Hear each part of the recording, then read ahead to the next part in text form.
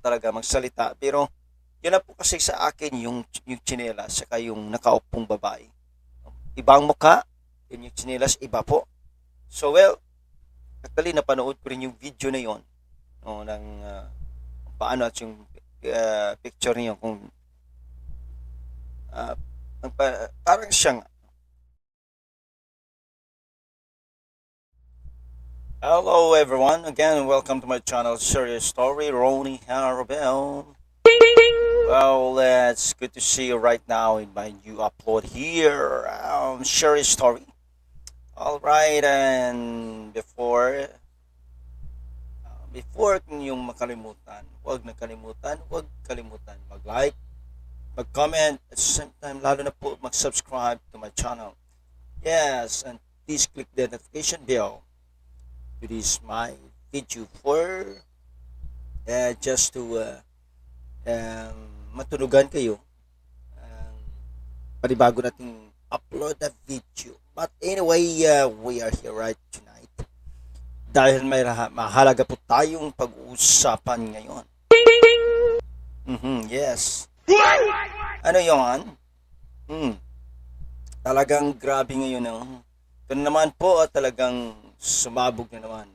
Ang pangalan po ni former music DPWH Maria Clarissa Cabral. At pinag-usapan ngayon at talagang ang netizen ngayon ay kasama na po tayo dyan, ay talagang marami pong speculation at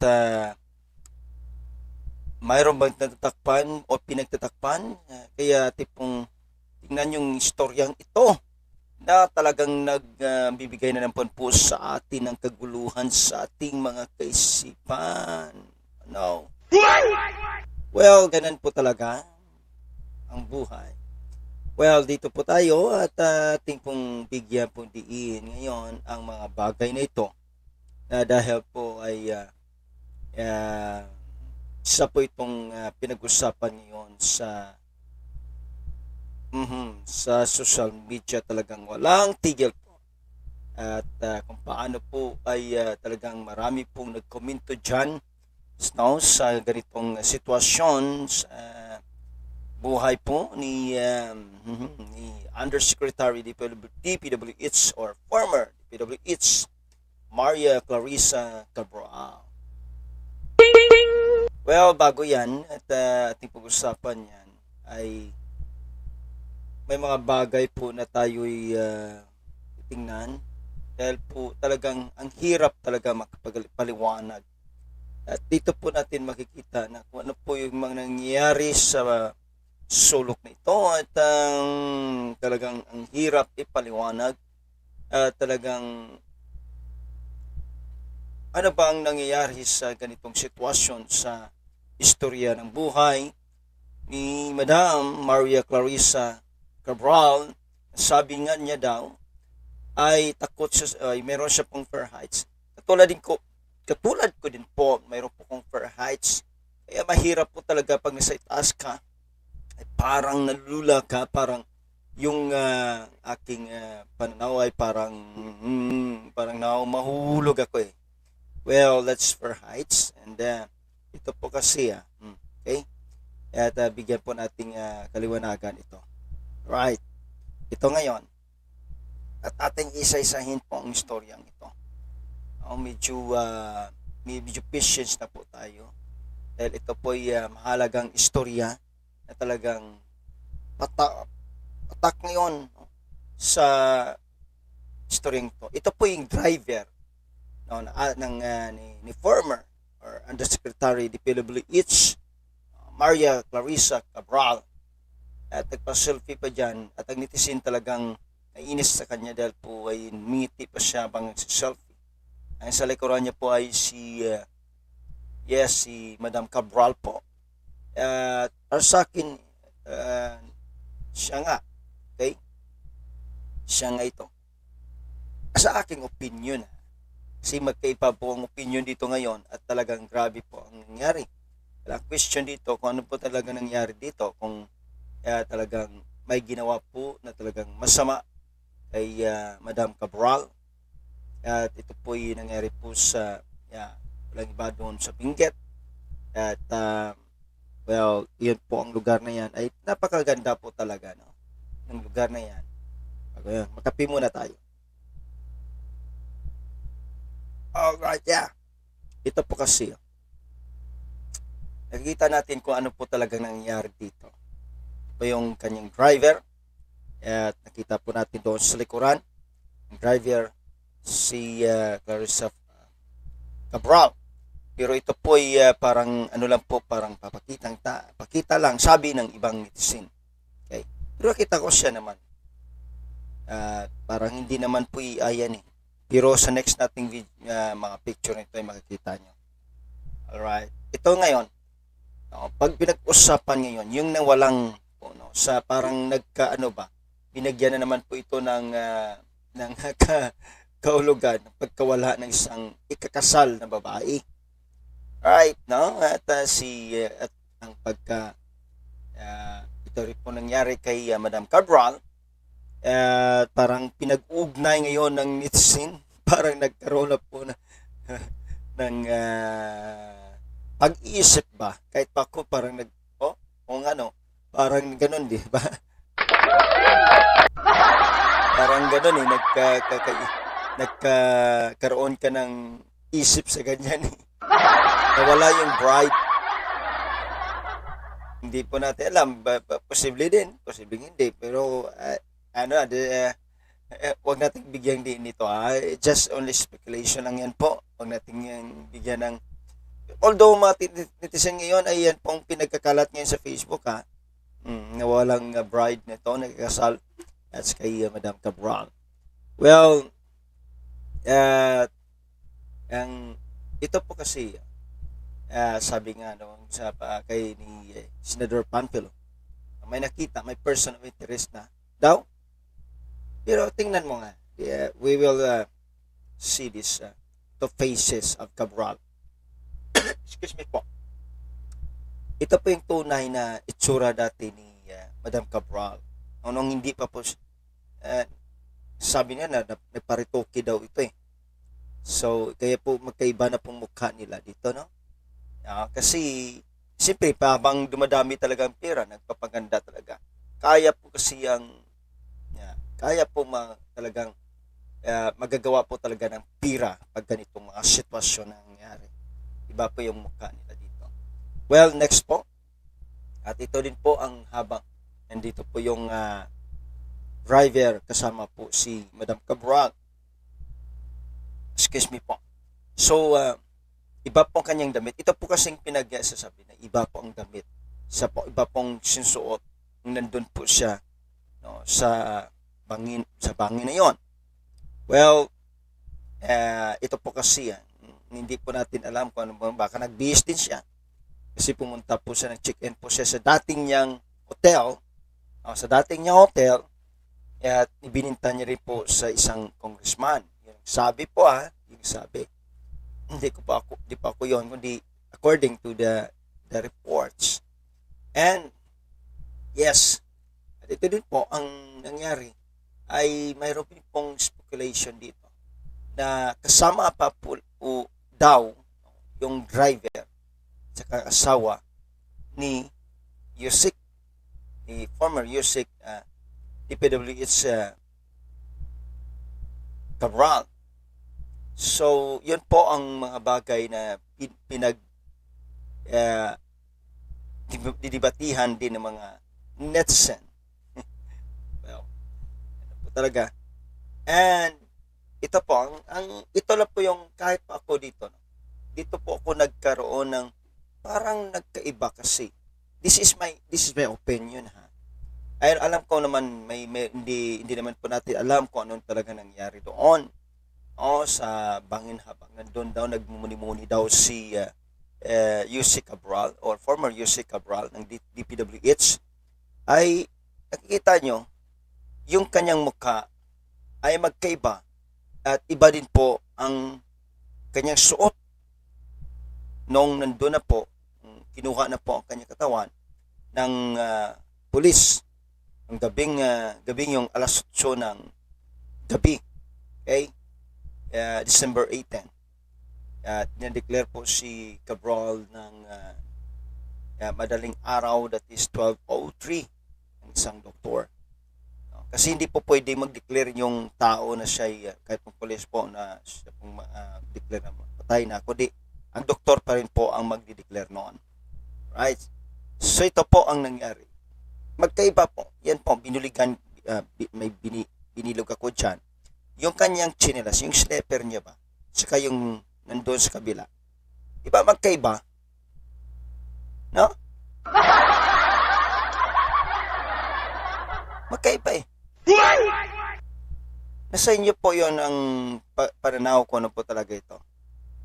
Awesome! No? Sa inyo pong pananaw yan. Kasi kahit po ako, kahit yung mukha niya, iba po. Okay, tingnan natin mamaya yung mga video. So, ito po yung magkaiba ang mukha. Ito po daw ang nasagip ng video na sinasabi. Iba po yung ang kanyang, iba po yung, so dito, yung pag-selfie. No?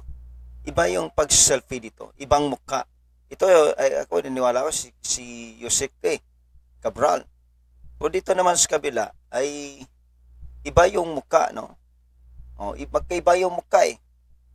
Ayan po si Cabral sa kabila, yung black and white. Pero yung babae, iba po ang mukha. I don't know po kung ito po edited ba or kasi alam nyo kasing hirap na ngayon no? Na may AI na talaga. No? Ito kasing problema eh. Pero alam naman, magkaiba po kasi. Magkaiba yung chinelas, yung slipper ng suot niya. Magkaiba. Magkaiba. Ang layo, ibang kulay yan. Iba talaga. Sa inyo, ano ba? Magkaiba eh. Kaya napaisip talaga ako mga kaibigan na how it is happen, this part of this, na magkaiba pala yung kanyang suot dito.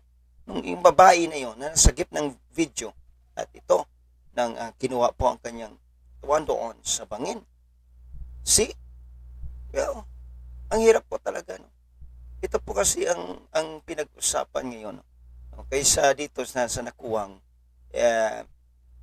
nagpa-selfie po ang driver kasama po yung si Yusik po talaga. Nakita ko, si Yusik yun eh. Well, ngiti-ngiti pa daw eh. Pero sabi naman po ng driver kasi sinabihan daw siya ng kanyang amo na I think patayuan yata siya ng bahay. Yun yung dahil po na masaya siya. Okay, sige. Ganun po ba? So, ito po kasi ang nasagip po. Paano kung maipakita? Dito muna tayo. Viral na online ang dashcam video na ito ng sasakyang bumabaybay sa Cannon Road sa Tuba, Benguet, bandang alas 10 ng umaga noong December 18. Sa video, makikita ang isang SUV na nakaparada sa gilid ng kalsada at may isang babaeng nakaupo sa concrete barrier. Ayun. Ng NBI ang video na ito. Yun. Ng NBI, tugma ito sa mga naunang lumabas na Alright. investigasyon. Ulitin natin. Ni dating DPWH Undersecretary Calitina Cabral. Noong paakyat pa lang daw sila ng Baguio, huminto muna sila at umupo sa Yan. kalsada. Ayan siya. O diba? Ayun. Ito naman po kasi iba. Pero yung tawag nito. Ano ba yun? Ayan, ang pagsagip sa kanya.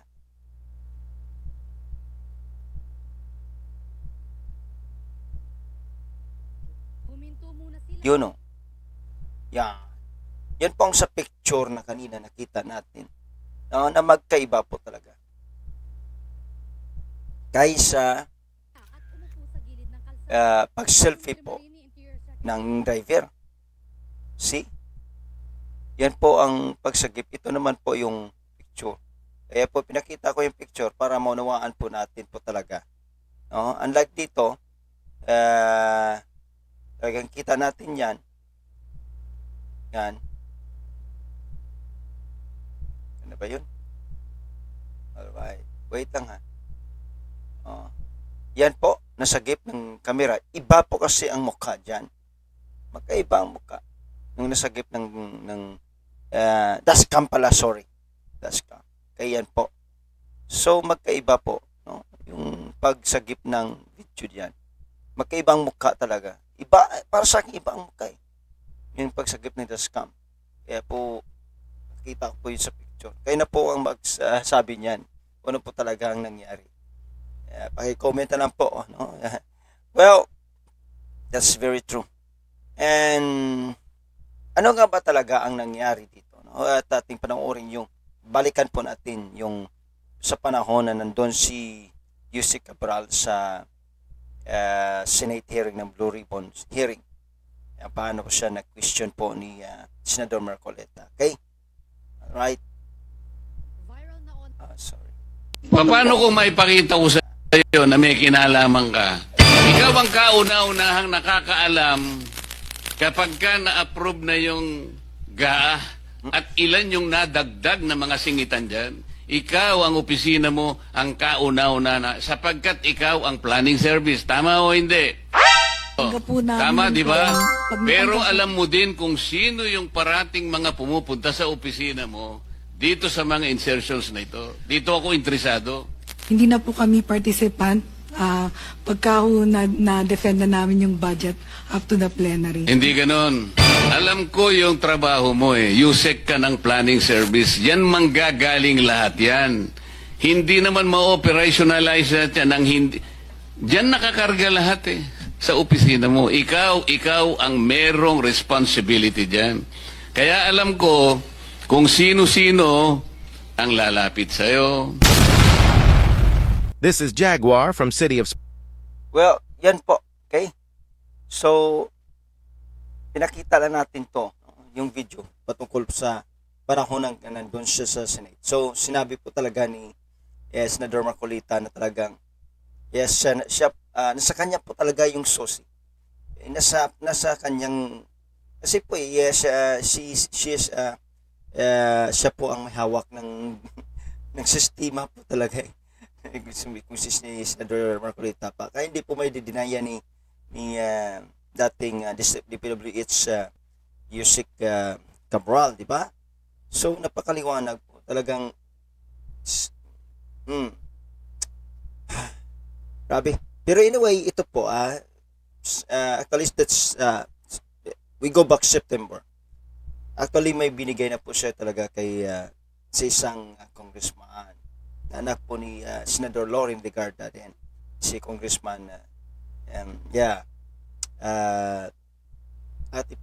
ate pong bigyan po din po ng diin ito kung paano po, right? At para po tating ito ngayon, ito po, okay? Ito po, no, ni Representative ni Levisti, isang congressman yan. Na wala yung computer, yung record. Pero yung USB ay ibinigay na po, no? Actually, it is safe daw. Sabi ni Congressman Levisti, anak ni Senador Loren Legarda. At ito po yung sa kanya po ang yung USB. At sabi niya nga ba, no? Sabi ni Congressman Levisti ay halos ang insertion pala ay andyan ang congressman, kaya hindi pala ito kahit po si Congressman Levisti ay hindi niya basta-basta ito kasi kinakausap po talaga siya. Inamin ito ni Congressman Levisti sa mga ganitong sitwasyon sa kanila pong sa kamara po na wag na lang ilabas. Pero ito yung effect kasi posible na talagang hindi na po alam ni dating former Yusek Undersecretary DPWH and Maria Clarissa Cabral ay hindi niya po alam. Posible din ginawa niya o ano bang nangyari o siyempre hindi natin alam yung sitwasyon. Pero kailan kasi may mga bagay na talagang na magkakaroon po ng duda kahit po sa akin. Nagkakaroon po talaga ng duda ng ganitong nangyari at talagang ito po talagang nangyari at almost po talaga sa netizen ay di naniniwala sa ganitong sitwasyon at karamihan na naniniwala na si ay inalitan, no? At siya po'y go na sa ibang bansa, no? According sa mga netizen. So, yan po at tingnan po natin. At yan po si Yusek Cabral at sa doon sa Benguet. At ito pong sinasabi kasi nila. Kanina po mga mensahe na kanang mga saloobin ng netizen ay iba't ibang saloobin, pero parang nag-uniform na talagang hindi po sila naniniwala sa ganitong sitwasyon. Para sa kanila ay para lang daw matapos at hindi po mapalabas. Parang may mga malalim na sekreto nangyari po sa ganitong sitwasyon. But anyway, talagang napakadelikado din nga naman sa buhay ni Cabral kasi siya po ang susi. Pero binigyan niya na po ang USB doon kay Congressman Levesty. Pero nung September pa, pero nung namatay siya, saka pa lang siya nagsabi nito. I mean, nung ito na pong nangyari pong sitwasyon. So yan pong kakaibang mga saloobin ng mga netizen at talagang nagkakaisa. Talagang grabe po ang kanilang at yan pong pinaghayag nila at sinasabi po talaga na napakahirap po paniwalaan pong nangyari doon at posible po meron pong mga focus po yan. Sabi nila, kahit pa ako talagang nagduda kahit po doon sa itsura na nakaupo na nasagip ng dashcam at saka yung sleeper, yung suot ng chinilas, di ba? No, napansin niyo yun? Magkaiba po talaga. No? Magkaiba. So, yan po ang mga saloobin.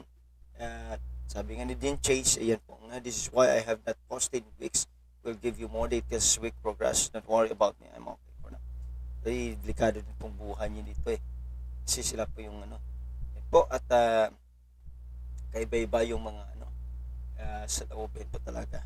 Well, that's it and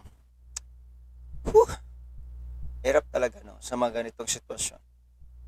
Nakakalungkot lang kasi alam nyo kasi almost maraming nawalang pira po sa Philippines, kabanang bayan ang ating ang mga para po dapat sa bansang Pilipinas ay pinagkukurap na lang po at hanggang ngayon ay wala pa rin pong nakukulong na mga mga utak nito may talagang halos po ay pinagtatakpan.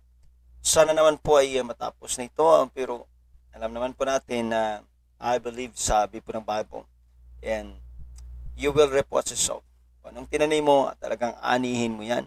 So anyway, yan po at ako'y naniniwala din na si Yusek, former Yusek DPWH Cabral ay talagang grabe hindi na siya makatulog sa ganitong sitwasyon. Saka sa kanyang talagang parang naintindihan ko lalo na po babae pa siya at siyang babae na talagang well, mahirap po talaga magsalita pero yun na po kasi sa akin yung tsinelas saka yung nakaupong babae. Ibang mukha, yun yung tsinelas, iba po. So well, actually napanood ko rin yung video na yon no, ng paano at yung picture niyo kung parang siyang pero nga sabi nga ni Chufik yung Rimulya is ito na naman. Well, sige. Dito na lang po at tayo na lang po. Sana po ay maging maayos ito at wag naman sanang lukuhin nyo ang mga Filipino pagdating dito. At I believe pa rin na balang araw ay harap at harap kayo. Pero mayroon pong mastermind yan. May mastermind yan. Sabi po ni Congressman Levesty. Okay, siguro next nating pag-usapan yan. Sino bang mastermind? Right, sige, God bless and maraming salamat po sa pakinig. Sana po pagpalain kayo ng ating Panginoon. Ingatan po tayo at ano po ang ating mga saloobin ay ating pong imaymayin at importante mamuhay po tayo na may kapayapaan. Okay? Huwag tayong sumali sa kanya mga sitwasyon dahil po darating araw ay harapin at harapin mo rin po kung hindi ka rin po kung hindi ka naman po kahit tago mo yan pero darating panahon, harap at harap ka sa Panginoon. Sabi po ni Apostol Pablo, it is appointed to man once to die, and after is judgment. God bless you all, and may the Lord bless you all.